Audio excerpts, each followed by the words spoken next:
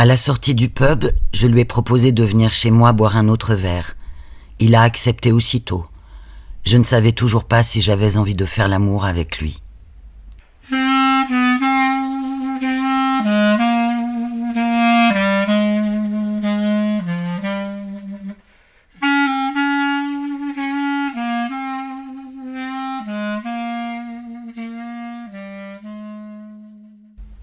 La revue Rue Saint-Ambroise et l'association Rue du Conservatoire vous proposent Fragments autour de Philippe V.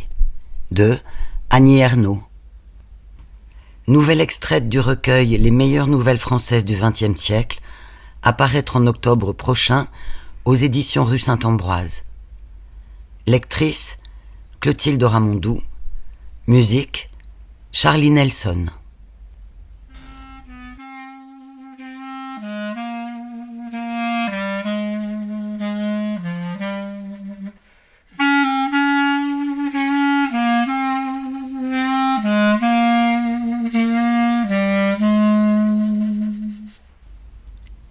Il m'avait écrit son désir de moi plusieurs fois dans des lettres, mais depuis le début de la soirée que nous avions décidé de passer ensemble, il restait intimidé, parlant peu.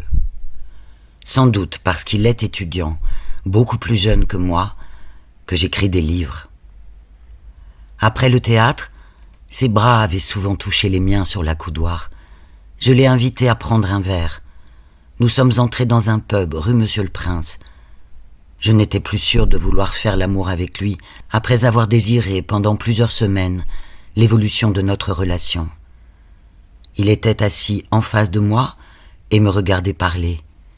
Aux tables voisines, basses avec des tabourets, il y avait des groupes de garçons et de filles. La serveuse en mini-jupe noire passait et repassait près de nous. Il buvait un cocktail alcoolisé, moi un aux fruits. C'était un moment où tous les détails autour de soi semblent avoir un sens, parce que rien n'a encore eu lieu, n'aura peut-être pas lieu.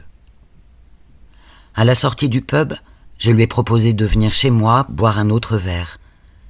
Il a accepté aussitôt. Je ne savais toujours pas si j'avais envie de faire l'amour avec lui. Je me laissais un délai supplémentaire pour décider, tout en ayant conscience qu'en l'emmenant chez moi, je m'engageais de plus en plus dans cette éventualité. Dans la voiture, j'ai mis des cassettes de chansons. À chaque fois que je changeais de vitesse, ma main frôlait sa jambe.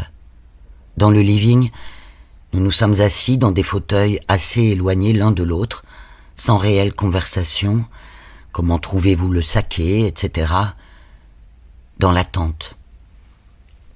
C'était à moi de faire un geste, de commencer. Il était clair qu'il ne se passerait rien si je ne prenais pas l'initiative. Je n'ai pas réfléchi au geste que je ferais, j'ai seulement pensé qu'il fallait faire quelque chose. Je me suis levé du fauteuil, approché de lui, et j'ai passé ma main dans ses cheveux. Il a appuyé sa tête contre mon ventre, puis il s'est mis debout, me serrant violemment. J'ai senti son sexe encore inconnu me barrer le ventre à travers les vêtements, avec une force et une rigidité qui expliquaient son mutisme de la soirée. Après son départ, le lendemain, j'ai repassé les scènes de la nuit, la vision de son corps, son sexe au moment où il m'était apparu, instant toujours indicible, plus tard emprisonné à moitié dans un préservatif trop étroit. Je revenais continuellement sur mon geste, ma main dans ses cheveux, sans lequel rien ne se serait produit. Le souvenir de ce geste, par-dessus tout, me remplissait de jouissance. J'ai pensé qu'il était de même nature que celui qui consiste à écrire la phrase inaugurale d'un livre, qu'il supposait le même désir d'intervenir dans le monde, d'ouvrir une histoire. Et j'ai senti que pour une femme, la liberté d'écrire sans honte passe par celle de toucher, la première, avec désir, le corps d'un homme. Nous avons fait l'amour un dimanche d'octobre, une feuille de papier à dessin étalée dans le lit, sous mes reins. Il voulait savoir quel tableau naîtrait du mélange de son sperme et de mon sang des règles. Après, nous avons regardé la feuille, le dessin humide. On voyait une femme à la bouche épaisse dévorant le visage, au corps évanescent et coulant, informe. Ou encore une aurore boréale ou un ciel couchant. Nous étions étonnés de ne pas avoir eu cette idée plus tôt. Nous nous sommes demandé si d'autres avaient eu la même. Le lendemain, il a encadré le dessin et l'a accroché dans sa chambre.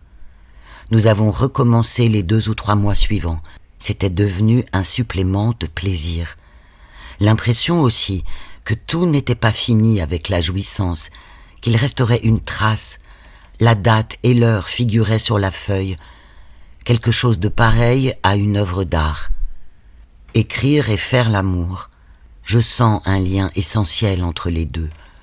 Je ne peux l'expliquer, seulement retranscrire des moments où celui-ci m'apparaît comme une évidence.